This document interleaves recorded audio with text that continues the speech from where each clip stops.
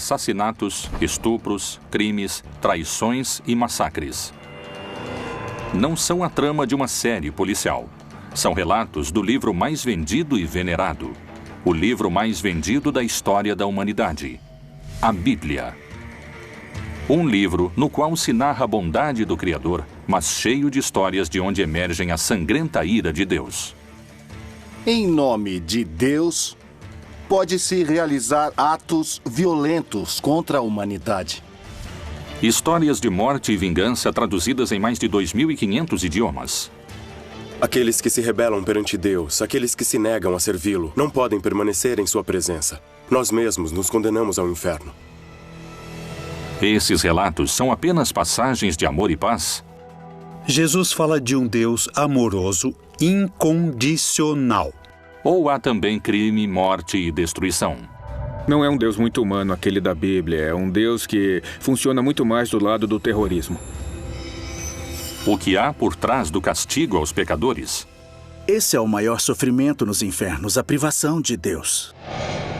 Como são justificados os crimes na Bíblia? Na Bíblia aparece como uma ira legítima. Por trás de cada um há uma história. Mas é história oficial? Ou há segredos ainda não revelados? A ira de Deus. Outro enigma da Bíblia. Cidades inteiras aniquiladas. Meninos mortos em episódios que têm Deus como protagonista.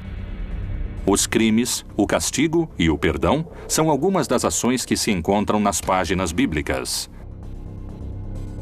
Até onde pode chegar o castigo divino? O que acontece quando os infiéis desafiam ao Senhor? Há muitos momentos em que a ira foi legitimada no texto bíblico, quando se trata de uma ira que provoca a ação.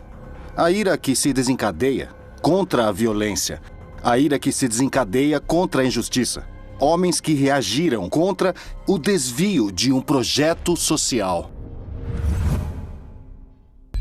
Turquia. Na fronteira do Irã com a Armênia, se encontra o Monte Ararat, um vulcão inativo de mais de 5.000 metros de altura. A tradição cristã indica que aqui estariam os restos da arca que levava o único sobrevivente de um dos maiores atos da ira de Deus. O dilúvio universal. A Arca de Noé é um relato que temos que ler junto com o relato da criação, porque é uma segunda criação. A única diferença é que existe um componente novo, ou seja, a primeira criação de Deus havia sido corrompida, havia tido uma grande decadência moral, e Deus decidiu destruí-la. Mas ele decide não acabar com tudo, resolve deixar uma pessoa justa e a família dele. Essa pessoa é Noé. E disse o Senhor: destruirei o homem que criei de sobre a face da terra, desde o homem até ao animal, até o réptil e até a ave dos céus, porque me arrependo de os haver feito. Noé, porém, achou graça aos olhos do Senhor. Então Deus decide falar a Noé e ordena que ele construa uma grande embarcação. E, de acordo com o relato bíblico, ainda não havia nunca chovido sobre a terra. A chuva era um fenômeno inovador naquele momento. Mas a arca se converteu especialmente num símbolo de salvação, de proteção. Na arca subiriam apenas 8 pessoas. Mas Deus recomenda a Noé salvar não apenas seres humanos, mas também a diferentes animais. Porque eis que eu trago um dilúvio de águas sobre a terra, para desfazer toda a carne em que há espírito de vida debaixo dos céus. Tudo o que há na terra expirará, e de tudo o que vive, de toda a carne, 2 de cada espécie farás entrar na arca, para os conservar vivos contigo. Macho e fêmea serão. Foi um dilúvio que caiu sobre todo o território que era habitado naquela época. Esse dilúvio durou 40 dias e 40 noites. Deus levou apenas 40 dias para acabar com toda a vida sobre a terra. Mas o que os homens haviam feito para provocá-lo? Por que também morreram todos os animais? Qual seria o sentido de semelhante castigo? Todos os mitos são um mundo simbólico, não são um mundo histórico nem realidades. Estão mais para realidades virtuais nesse aspecto. Então o mito de Noé nos fala como a divindade falhou em sua criação, porque tem que voltar ao começo, mas não vai começar do zero. Um casal de cada espécie é levado. A história de Noé pretende mostrar como é o repovoamento da terra através de seus filhos. Por isso, através desses 3 filhos de Noé, de Cã, Jafé e Sem, vêm as raças humanas, os semitas, os jafetitas, os camitas. Então, é como o repovoamento do mundo. É uma história etiológica, ou seja, mostra a origem de algo. Os mitos fazem referência às divindades, mas nos revelam quem somos. A espécie humana quer ser uma espécie puríssima, quase anjos. Mas no final somos humanos que aprendem por tentativa e erro. E o Deus desses humanos se parece com os humanos. Assim, Deus destruiu toda a sua criação e deixa que a família de Noé viva. O único justo. A missão deve povoar a terra. Mas o que despertou a sua ira? Qual foi o motivo de tal destruição? Na época do dilúvio, menciona-se também que houve uma corrupção e uma degeneração absoluta. Isso Deus não pode suportar. Depois do dilúvio universal, a humanidade começou a reconstruir a si mesma. E é assim que se fundou Babel, uma cidade onde Deus voltaria a desencadear sua fúria. Até onde pode chegar a ira de Deus? Poderíamos entender a Torre de Babel como a Torre da Babilônia. E é uma torre que é feita com a intenção de chegar até o céu daqui da terra. É o homem tentando alcançar a Deus. No mundo mesopotâmico e no mundo do Oriente Próximo, eram feitas grandes construções chamadas zigurates. Os zigurates eram montanhas escalonadas que costumavam ter até 7 pisos, eram muito altas. Eram a representação de uma montanha. E lá em cima, no céu, fica a sede de Deus, que é onde Deus habita, e na terra está o homem. Portanto, dessa forma, a montanha permite que o homem se aproxime de Deus. Mas isso, para os israelitas, significa idolatria. A Torre de Babel realmente existiu? E se foi assim, por que sua construção havia irado a Deus? Essas não são as únicas histórias que muitos estudiosos vinculam à ira de Deus.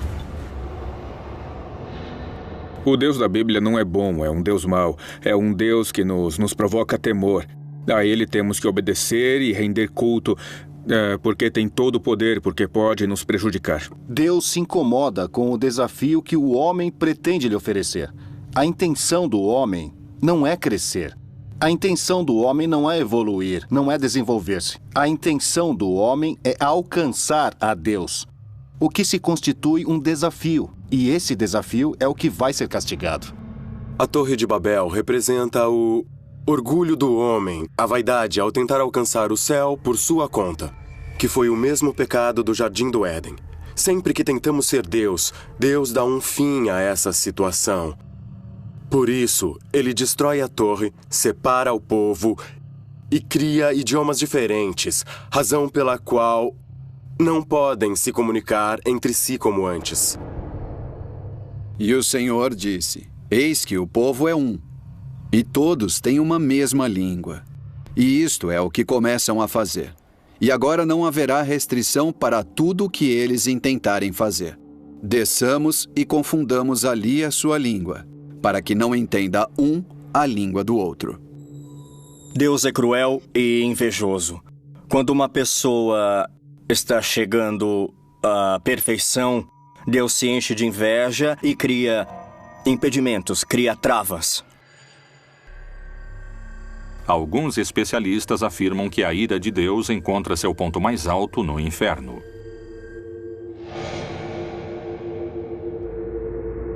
O que diz a Bíblia? Jesus fala de um pai amoroso. Deus como um pai que ama sem medida, sem limites, sem condições, que não se prende às ofensas.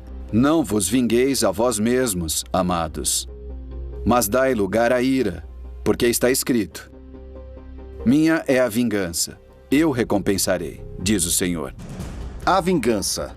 Deus pede que seja deixada a ele a vingança como um ato unilateral para ajuste de contas. Não é concebida na perspectiva divina.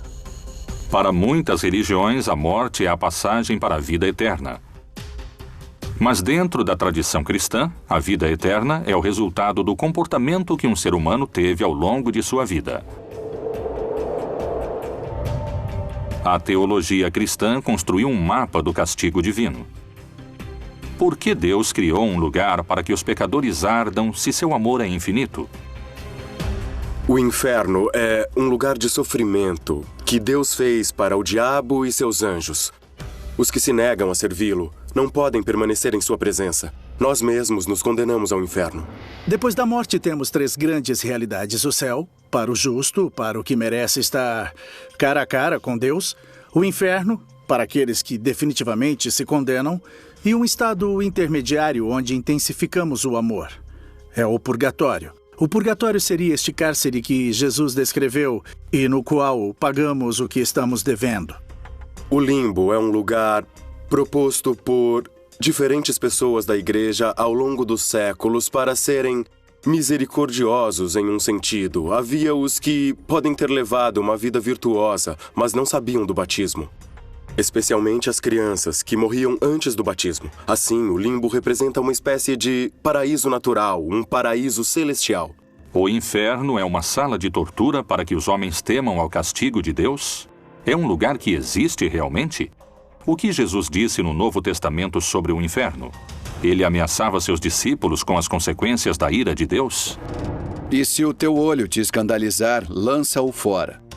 Melhor é para ti entrares no reino de Deus com um só olho, do que, tendo 2 olhos, seres lançado no fogo do inferno, onde seu bicho não morre e o fogo nunca se apaga. Descrever o inferno. Ele é simplesmente um ambiente de privação de Deus. Jesus utilizou várias imagens. Não se trata da descrição física do inferno. Se trata da descrição da situação. É um lugar onde se vive tormentos como se tivessem chamas, como se tivesse vermes. Um lugar de obscuridade. Mas realmente existem o inferno, o purgatório e o céu? Podemos encontrar entre as páginas da Bíblia a descrição desses lugares? Na Bíblia não há o inferno nem o purgatório. Tratam de retomar alguns textos onde Jesus disse que ali haverá choro e ranger de dentes. Ele está falando do purgatório. Outros dizem, não, está falando do inferno. Mas isso não existe na Bíblia. O limbo não é bíblico, o purgatório, nem o inferno eterno e nem o céu. O céu é como estar perto de Deus, sim. O inferno como distância de Deus, sim. Chamas, diabinhos, um Satanás que manda nos demônios. Isso foi um invento medieval. É claro que se presta a manipulações para interesses políticos, para interesses religiosos. A ira de Deus pode condenar as almas dos pecadores a uma agonia eterna? De que maneira poderíamos evitar sofrer os tormentos das trevas? Existe uma instância de perdão na religião católica que conseguiria impedir a descida aos infernos? A confissão é um invento da igreja basicamente para obter informações e controle social. Na antiguidade não existia o sacramento da confissão individual. Isso foi inventado por um inquisidor, o imperador Justiniano. Na época de Justiniano, no século VI, foi inventada a confissão privada para os católicos. Qualquer um com sua racionalidade pode questionar com toda certeza por que alguém tem que confiar a uma pessoa seus maiores segredos e como essa pessoa tem, por que ela tem a capacidade de perdoar. Como, de onde ela tira a capacidade de perdoar? O bem e o mal. A religião ensina, com seus relatos, normas de moral e comportamento. Mas há feitos na Bíblia que surpreendem por sua aparente crueldade. Por que esses relatos se mantêm em segredo? Até onde chega a ira de Deus?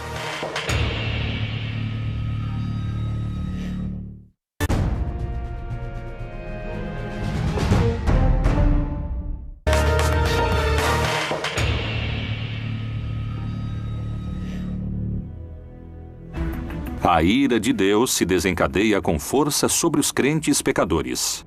O que acontece com os ímpios? Será que Jeová é mais cruel com aqueles que creem em outro Deus ou renegam o seu poder? O pecado é, segundo os estudiosos, uma transgressão voluntária dos preceitos religiosos. Quais castigos mortais teriam sofrido os que se dispuseram a pecar? O pecado é o que não é permitido dentro do decálogo do que é a religião. Os pecados capitais não vêm da Bíblia. Sem dúvida que a ira é um dos pecados. Na igreja o chamamos de pecados capitais. Ele é um pecado que pode engendrar outros. E Deus nos pede para nos desfazermos de todo tipo de pecado, inclusive da ira. Os mais importantes são os que nascem no corpo e precisam do corpo para pecar. Deixa a ira e abandona o furor. Não te indignes de forma alguma para fazer o mal, porque os malfeitores serão desarraigados. A ira é quando você não controla a irritação. É o grau máximo de raiva, de irritação, que pode levá-lo a fazer coisas irracionais, sem controle, das quais pode se arrepender depois. A mensagem da Bíblia é que os homens devem desfazer-se da ira. Mas, para alguns especialistas em religião, isso não se atribui ao exemplo do livro sagrado. Existem passagens bíblicas nas quais a ira de Deus causa catástrofes para a humanidade. Para muitos investigadores, a Bíblia ensina a amar, para outros, a temer. As pessoas creem que há uma legitimidade em se sentir irritado quando há discriminação, quando há injustiça social, quando ninguém ajuda os pobres, quando há todo um sistema social que gera mais pobres. Então, na Bíblia aparece como uma ira legítima, lícita. Que conduta leva o homem ao caminho do inferno? Uma das histórias mais conhecidas da Bíblia, a de Lázaro, parece se aproximar de uma resposta. Em João 3,36, Jesus disse: Aquele que crê no Filho tem a vida eterna, mas aquele que não crê no Filho não verá vida. Mas a ira de Deus sobre ele permanece. Havia um homem rico que permanentemente estava em banquetes, que vivia em opulência. E aos pés de sua mesa havia um pobre, que era chamado Lázaro. Lázaro desejava que ao menos as migalhas da mesa do Senhor caíssem para ele poder se alimentar, mas nem as migalhas caíam. E enquanto isso, os cachorrinhos lambiam as chagas que tinha em seu corpo. Os dois morrem. E assim Lázaro vai para o céu, e é uma representação muito bonita, porque é dito que ele vai ao seio de Abraão. Enquanto que o rico vai para o inferno. Vê a Lázaro. O rico está queimando em fogo e pede que, por favor, permitam a Lázaro vir pelo menos dar-lhe um pouco, dar-lhe de beber. E diz a Abraão: permita a Lázaro que fale com meus irmãos para que não façam o mesmo. Abraão lhe diz que não, que eles têm a Moisés e têm os profetas. Se eles não os escutam, então não vão escutar a ninguém. Disse, porém, Abraão: Filho, lembra-te de que recebeste os teus bens em tua vida, e Lázaro somente males. E agora este é consolado e tu atormentado. As Escrituras demonstram a ira de Deus e, segundo a teologia, essa ira não é considerada um pecado. Mas por que alguns dizem que o Deus do Antigo Testamento é um Deus de ira, enquanto que o Deus do Novo Testamento é um Deus de amor? Na Bíblia, existem histórias de crimes, histórias terríveis de assassinatos e de massacres. Essas histórias mais truculentas e violentas encontramos no Antigo Testamento. Jesus fala de um Deus amoroso, incondicional. Essa imagem se contrapõe à apocalíptica, isso é claro, a todas as mensagens de ira, de cólera e da vingança de Deus. O Deus bíblico não é apenas um Deus de amor. Deus entende que às vezes tem que agir com severidade. Nesse sentido, a Bíblia exibe um Deus que não é todo bondade de modo algum. Pelo menos ela não mostra isso no Antigo Testamento, onde ele pede sacrifícios de filhos, onde há submissão permanentemente, onde tem que ajoelhar-se para falar com ele. O que é isso? O que significa isso? Por que, se ele é todo bondade? Mas, se Deus é um só, por que entre as páginas da Bíblia existem tantas diferenças entre o Deus irado do Antigo Testamento e o Deus benévolo do Novo Testamento? O cristianismo posterior, quando quis argumentar por que era bom sofrer, extraiu do Antigo Testamento todos os textos nos quais era bom sofrer. Esses foram chamados de servos sofredores de Yahvé, para equiparar o sofrimento de Jesus àquele do Antigo Testamento. Há uma transição entre somos os bons, agora somos os maus que precisam de penitência. No Antigo Testamento, há a necessidade de se estabelecer um Estado. Uma comunidade os obriga a terem regras muito claras. Regras que podem parecer drásticas, intolerantes, mas que, na verdade, são regras que querem apenas evitar violências piores, na medida em que não foi executado o que se estava pedindo naquele momento. Em nome de Deus, foram cometidos os maiores crimes, que foram perdoados por esse mesmo Deus, que justificou seus crimes, mas não os criminosos. Porque quem os cometeu tem que pagar, e ele aplicará a lei do talião, que é olho por olho, dente por dente. Se alguém matou, aquele que matou tem que morrer. Quebradura por quebradura, olho por olho, dente por dente. Como ele tiver desfigurado a algum homem, assim se lhe fará. Olho por olho, dente por dente é uma das frases mais mal entendidas na história do pensamento humano. O que o Talmud fala é de compensação. O que esse princípio explica é que, quando uma pessoa causa um dano, um sofrimento, ela tem que compensar a vítima de uma forma que seja equivalente. Quais são as diferenças que alguns especialistas encontram entre o Deus do Novo e do Antigo Testamento? Esses castigos podem estar diretamente relacionados com a não adoração de sua figura? Dizem que o Deus do Antigo Testamento está mais preocupado com a justiça, portanto, se tem que agir de forma violenta, pode agir para que tenha justiça. O Deus do Novo Testamento está mais preocupado com o amor e, portanto, não comete esse tipo de ação. Temos que nos lembrar que quando perguntaram a Jesus qual é o principal mandamento, Jesus não contesta nenhum dos 10 mandamentos. Ele menciona 2 mandamentos que estão no Antigo Testamento, mas não entre os 10, que é amarás ao teu Deus e amarás ao teu próximo. Qual é a mensagem de Jesus? Nunca julgue, porque como você julgou, será julgado. No Antigo Testamento se encontram outros feitos que provocaram a ira de Deus. No Êxodo, a vontade de Deus avança e se manifesta em 10 pragas que atormentaram o povo egípcio. O relato das pragas é encontrado justamente no que conhecemos como o livro do Êxodo, ou também conhecido como o segundo livro de Moisés. É uma luta entre duas vontades. A vontade do faraó, que representa o poder do paganismo, e por outro lado Moisés, o profeta de Deus, de um Deus libertador e um Deus que se opõe à deificação dos governantes. E que nessa luta vemos que as pragas têm seu lugar, porque a função das pragas é quebrar a vontade do faraó, para que ele deixe o povo sair da escravidão. Que feitos indicam para os especialistas a origem da ira de Deus? Qual foi a missão de Moisés? As 10 pragas do Egito foram os crimes mais injustos e cruéis das Sagradas Escrituras. Por que a ira de Deus acabou com a vida de tantos inocentes? As páginas da Bíblia estão, como muitos afirmam, manchadas de sangue?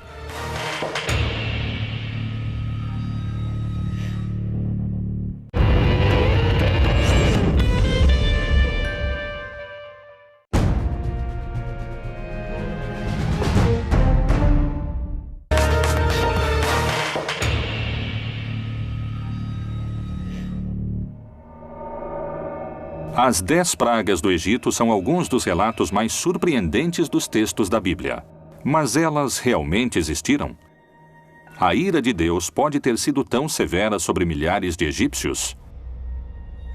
Há uma explicação científica que valide o relato bíblico? Moisés tem uma visão, que se apresenta a ele através de uma sarça em chamas e não é consumida.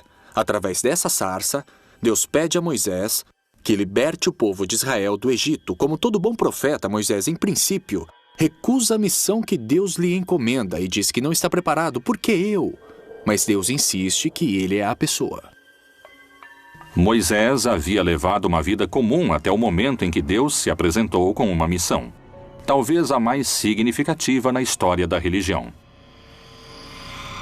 Moisés vai até o faraó e diz a ele que Deus mandou lhe dizer que deixe o seu povo ir.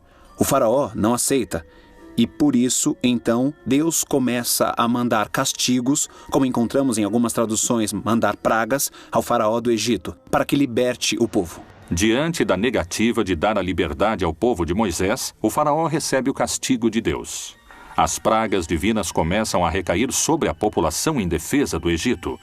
Jeová lhe mostrou o que deveria fazer. Eis que eu, com esta vara que tenho em minha mão, ferrei as águas que estão no rio, e tornar-se-ão em sangue. E os peixes que estão no rio morrerão. E o rio cheirará mal, e os egípcios terão nojo de beber da água do rio.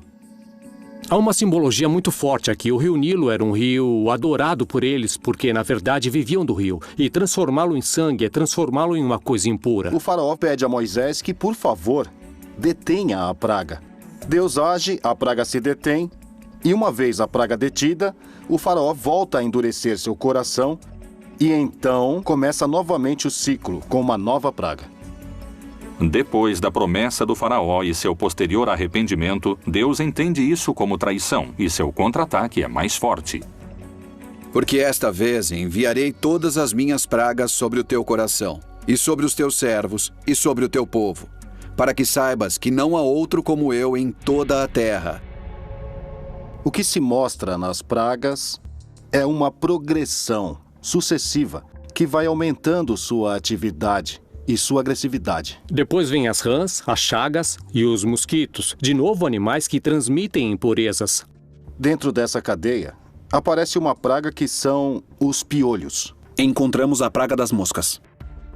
Além disso, certas irritações que provocam, por sua vez, também o advento de novas pragas.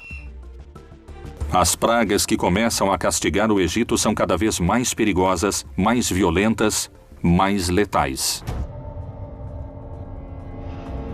E diante de cada praga, progressivamente, eles iam enfrentando o poder de Deus e o poder do faraó, que se considerava filho dos deuses. Tá legal, talvez sejam relatos folclóricos, mas a simbologia é forte. O que há por trás disso é uma profunda mensagem de quem tem o poder. E em qualquer etapa da história humana, os poderosos têm o poder. Mas aqui o poder está invertido porque acontece que o poderoso é o fraco. Ou seja, quem tem o poder é o Deus dos escravos e não o contrário. A mensagem que Moisés leva ao faraó da parte do Deus hebreu é um desafio à sua autoridade. E por isso que é tão difícil convencê-lo. Mas a resposta do faraó foi ainda mais desafiadora e fez com que a fúria de Jeová se desencadeasse de vez. Não é um Deus muito humano aquele da Bíblia, é um Deus que funciona muito mais pelo lado do terrorismo. Temos que obedecê-lo porque causa medo, não porque é uma pessoa, porque é um ser que é todo bondade. O Deus da Bíblia não é bom. Depois o Senhor disse a Moisés: Vai a Faraó e diz-lhe: Assim diz o Senhor, Deus dos Hebreus: Deixa ir o meu povo, para que me sirva, porque se recusares deixá-los ir, e ainda por força os detiveres, eis que a mão do Senhor será sobre o teu gado. E o Senhor fez isso no dia seguinte, e todo o gado dos egípcios morreu. Esse constitui um dos momentos críticos para o faraó e para o povo egípcio. Eles perderam suas fontes de alimentos. Isso nos mostra simplesmente como a mão de Deus foi ficando cada vez mais agressiva ao buscar a vontade do faraó. Vontade que no final não é realizada. O que temos que entender é que, do ponto de vista literário, do ponto de vista da fé, o que vemos é um Deus da libertação que queria que os escravos servissem livremente e não fossem dominados, versus o todo-poderoso rei do Egito que se nega a isso. Como a Igreja Católica interpreta esses acontecimentos? Esses relatos foram parte da história da humanidade Ou são simplesmente fábulas que explicam outra realidade? No texto bíblico temos momentos difíceis, que as pessoas querem ver como ira, como um contragosto de Deus. O que o texto bíblico quer mostrar é que, quando o homem faz escolhas ruins, os momentos são difíceis. Os momentos chegam à violência, chegam à morte e à destruição. Deus sempre mostra um rosto de pai misericordioso, amoroso, sem que isso o impeça de mostrar seu caráter de pai que deve corrigir, de pai que deve chamar ao bom viver. A Bíblia faz parte da palavra de Deus, mas não é toda a palavra de Deus. O problema é que a interpretação é literal. Acreditam ser um livro de biologia, de sexologia, de embriologia. Não. A Bíblia é um livro de mitologias. Mas essa não é a única versão sobre o que aconteceu. Muitos geólogos trabalham nas análises dos fenômenos ocorridos desde o estudo dos processos físicos da Terra.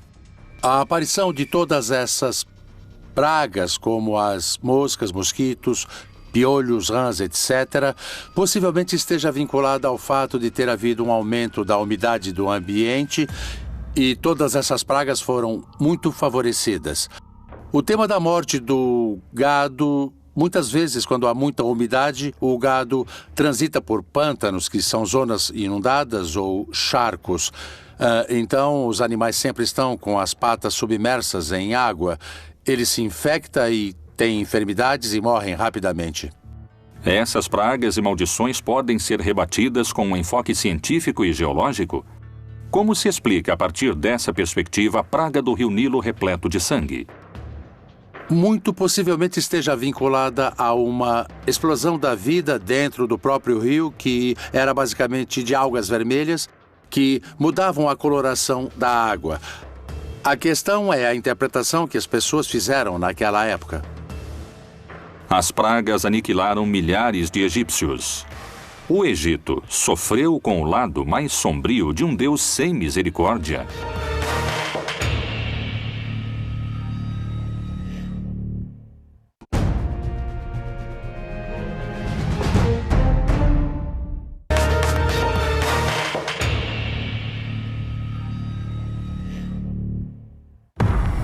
O Antigo e o Novo Testamento são formados por 76 livros. Neles, o Deus Todo-Poderoso aparece como uma deidade com comportamentos vingativos e violentos. A Igreja insiste que Deus é amor, mas Jeová, o Deus amoroso da tradição judaico-cristã, não condiz com os relatos bíblicos de castigos, crimes e genocídios. Que opinião os religiosos têm sobre essas crônicas? Eles justificam a ira de Deus? Em nome de Deus, pode-se realizar atos violentos contra a humanidade. O Deus com ira ou Deus sem ira é um Deus perverso. As religiões vêm utilizando o nome de Deus ou a vontade de Deus ou as suas interpretações desses temas para criar catástrofes, genocídios, matanças, atos de injustiça e a violação de direitos de grupos distintos. Isso é muito claro. Nem jurareis falso pelo meu nome, pois profanarás o nome do teu Deus. Eu sou o Senhor.